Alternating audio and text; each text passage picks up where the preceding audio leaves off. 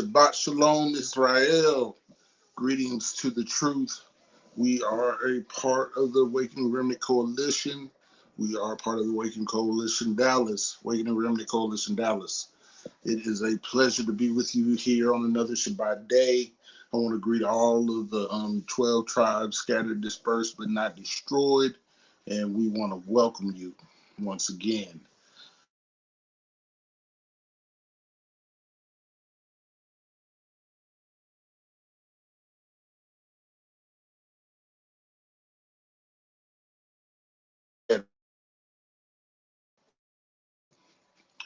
Okay, hopefully this is working.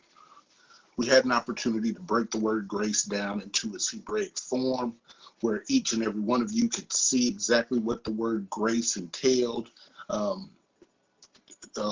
actually got a figurative understanding of what grace actually encompassed and why grace is important. And what grace is really determines a lot about our future as Israel. Being covered by the grace of the Most High, being protected by the grace of Yah.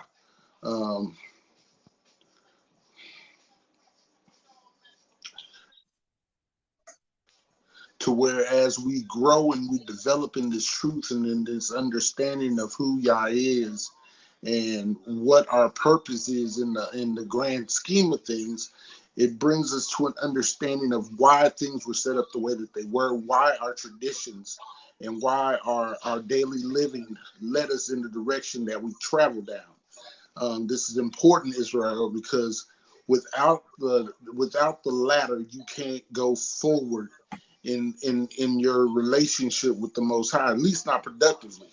And maybe that's just maybe that's me, or maybe that's just what I'm saying. But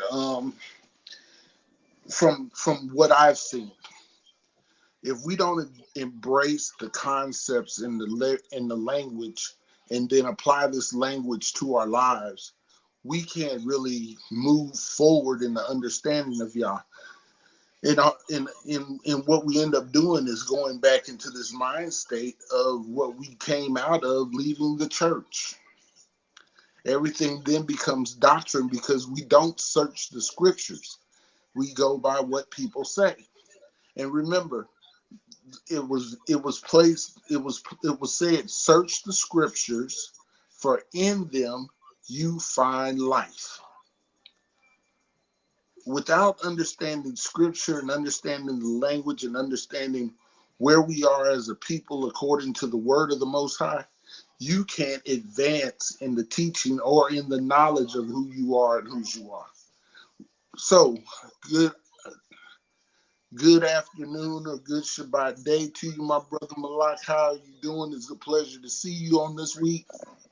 Shabbat Shalom. Shabbat Shalom. How you doing, Rod? All's well, all's well.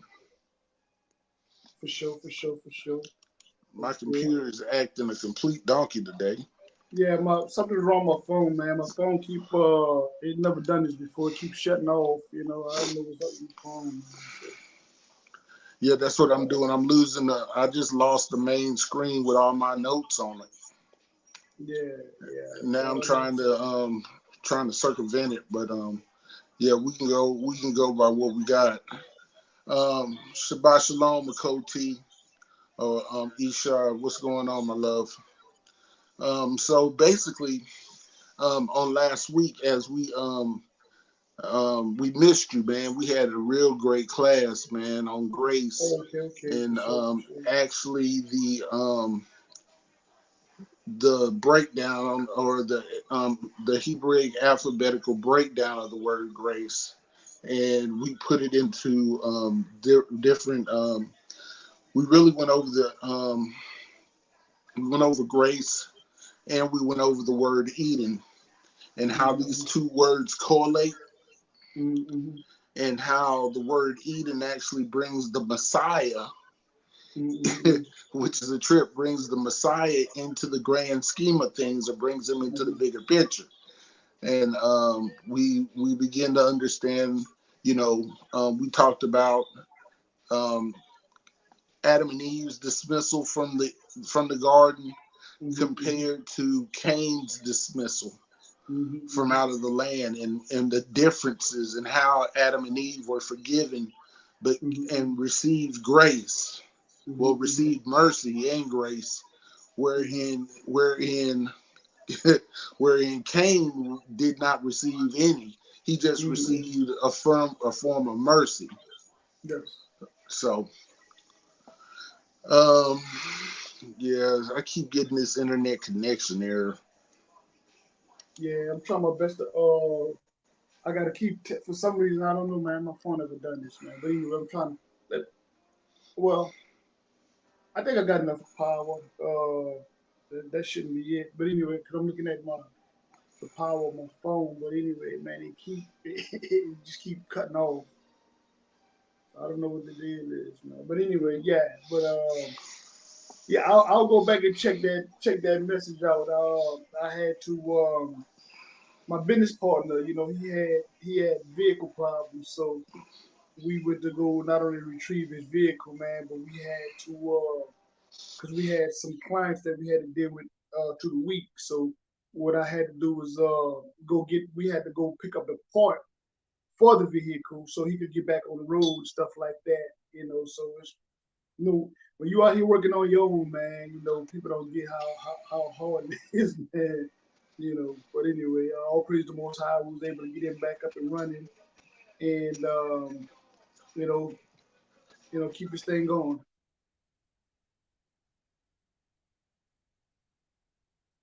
Hey, I think your video froze up. I think your channel froze up. I said I'm waiting on Rod, man.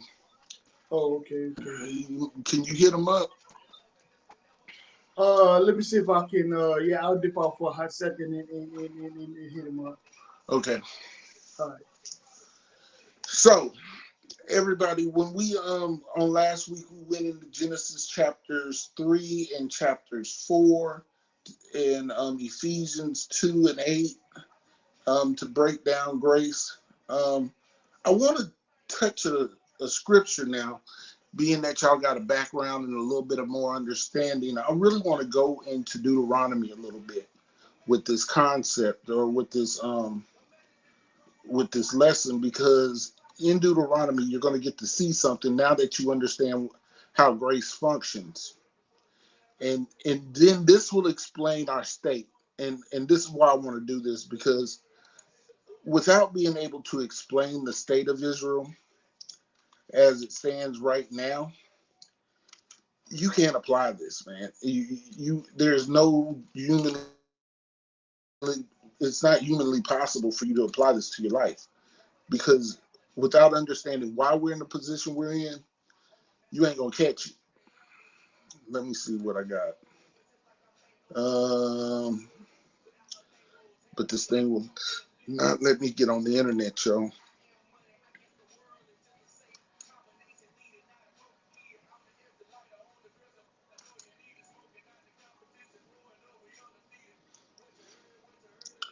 Hold on, it's trying to connect. There we go. Somehow I lost all Wi-Fi.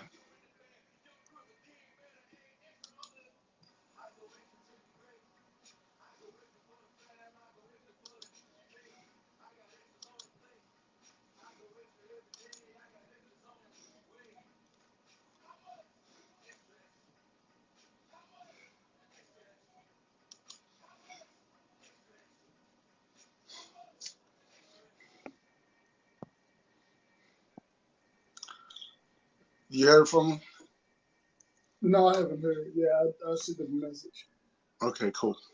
Yeah. So basically what we're running into is why Yah is who he is. When we went over the word Elohim a couple of times, we began to realize that it's basically he's the power that grants life, or he's the power that gives gifts and curses, or blessings and curses. He can bless you in one instance and he will curse you in the next. Um, just so happens that over time, our curse has always had some component of being a slave attached to it. We just can't lose stuff. He don't just take stuff away from us. He takes us away and then makes us subject to those who we decided that we was gonna he takes stuff away from us, and then he makes us subject to our desires. Yeah, that's a better way of me putting it. That's exactly what it is, bro. That's exactly what it is. So how the Father punishes us when you look initially. Let's go to Exodus 20 real quick. What's up, Akeem? Shabbat Shalom, my Shabbat brothers. Shalom. Shabbat Shalom. Shabbat shalom, Shabbat shalom. Hey, so Rob, we're going back over grace again, but I want to put some things into perspective so people can get another understanding of what's going on. I really enjoyed how on last week we really connected the dots between Adam and Eve and their dismissal from the inner portion, to now to Cain's dismissal from out of the camp altogether. Now, what we're going to do, we're going to look over some of these warnings that the Father has given us and why our punishments get have allowed us not only to be expelled from his presence or put out of the camp, but then to be made subject to those who we've decided to follow their ways instead of following his ways.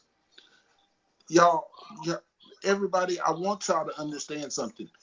This punishment that we have been under for 400 years plus now is significant in the fact that it was not only prophesied in Genesis to our father Abraham, I think it's Genesis 15 or so, but it has manifested itself through Deuteronomy 28, through Luke chapter 21, even in Jeremiah and Daniel. It shows these periods in where we have been put into slavery, leading up to a great culmination where finally we as a people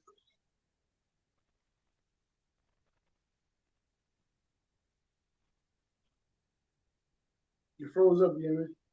know. Y'all got me? Yeah. Okay. Yeah, yeah. Finally getting it. With us finally understanding. I don't want to end this dang thing.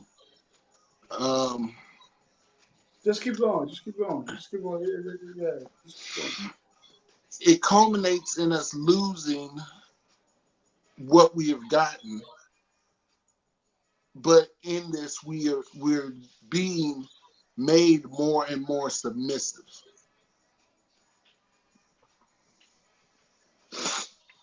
If that makes sense. So let's go to Exodus chapter 20, and let's start at verse 1,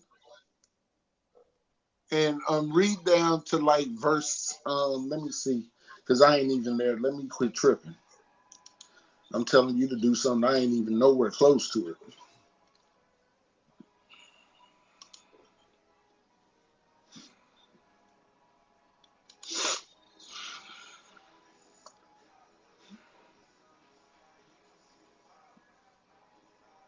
Let's go all the way down to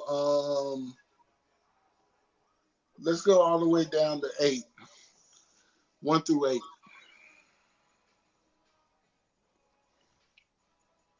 Exodus chapter 20, beginning at verse 1.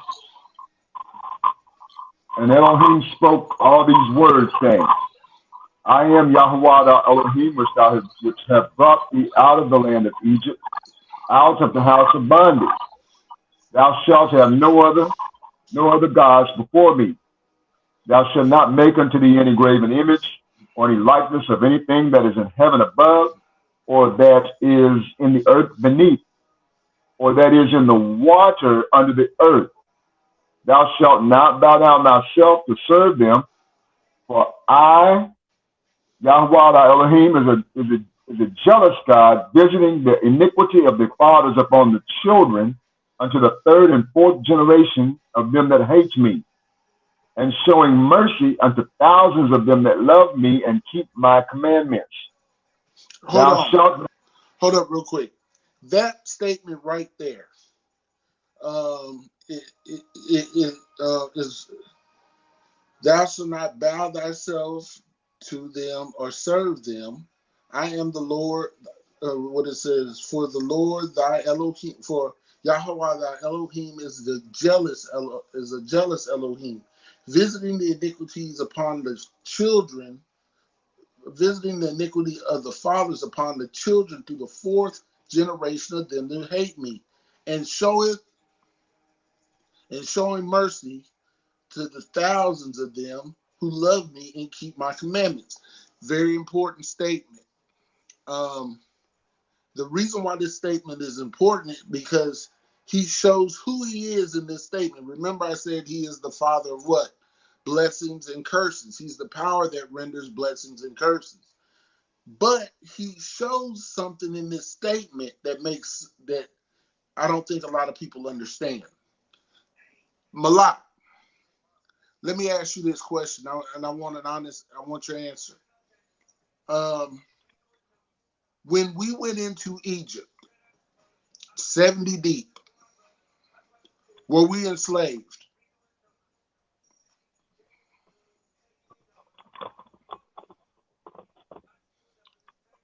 I think you're muted. Salak. No, we didn't. We were not. We went into Egypt not only under our own authority. We actually went into Egypt for refuge. Okay. And when we went into Egypt, we had a covenant with the Egyptians, correct? Yes. Okay, so it's funny to me that he states something in this sentence. Read verse 2 and 3 over, 2, 3, and 4 over again, Rod. Joseph.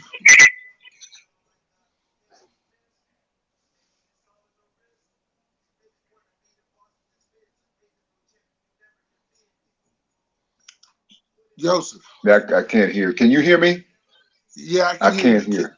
Can you hear me? No. Joseph, can you hear me, Joseph? What about me? You hear me? Can you hear me, Joseph? I can hear you, Malak. Can you hear me? Yeah, I can hear you. I can hear Joseph, but he just can't hear us. Right. Tell him. Well, he may have to back out. He may have to back out. He may have to back out and come back in. Hello. I can hear you. Okay. Can I can't hear. Hold on. Power off.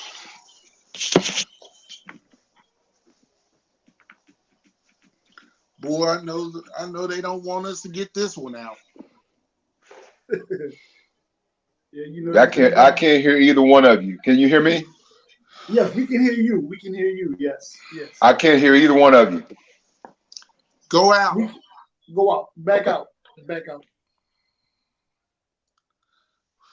He don't want us to get this one out, y'all. Yeah. Well, you they know, don't again, want us to get this one out. That's. I actually had on my channel, my TikTok channel, I had I think I got one more strike before they delete my channel, man. Somebody reported one of my videos, man, and the video had went almost 300,000 views. And next thing you know, I got a strike on it, which this is my third strike, my second or third strikes. So, that's why I don't even do anything on TikTok anymore but sell dogs. Yeah. Like you said, that's my medium for selling my puppies. Yeah. Well, you know, I got my business account, you know, but I'm, you know, talking as far as when I put out different videos or information, you know, with the message of who we are, you know, that's being attacked. What about? Okay. Can you hear us? Can you hear us? I can't hear it. No. Huh? Can you hear me? Yes. Yes. Check your mic. I mean, check You know what? Do you have any headphones? Put your headphones up. If you're probably using Bluetooth, something with your Bluetooth.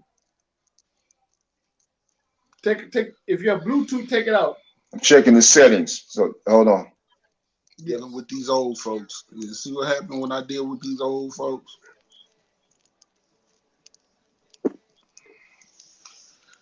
Who dealing with you old folks?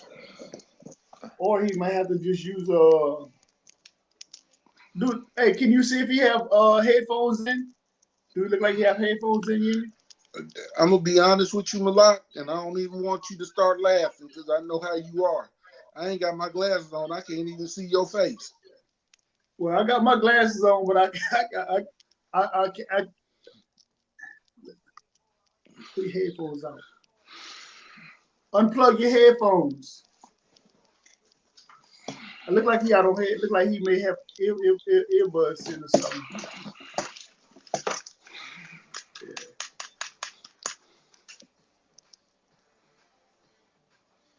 I don't know. Yeah. April, type in the chat for him to read 1 through 4. You know, he just. Okay, Malak, can you read 1 through 4? Yes. Let me go ahead and go through one through 4. Exodus chapter 20, verse 1 through 4. And Elohim spoke all these words. I am Yahweh thy Elohim, which have brought thee out of the land of Egypt, of Mizraim, out of the house of bondage. Thou shalt have no other Elohim before me. Stop right there. So right there, it tells us that not only did he said, I am Yahweh thy Elohim, I brought you out of the land of Mizraim, out of the house of bondage. So somehow we went into bondage. And then he says in 3, thou shalt have no other gods before me, which makes me believe that was our penalty and what actually really put us into bondage. That's one. Yes.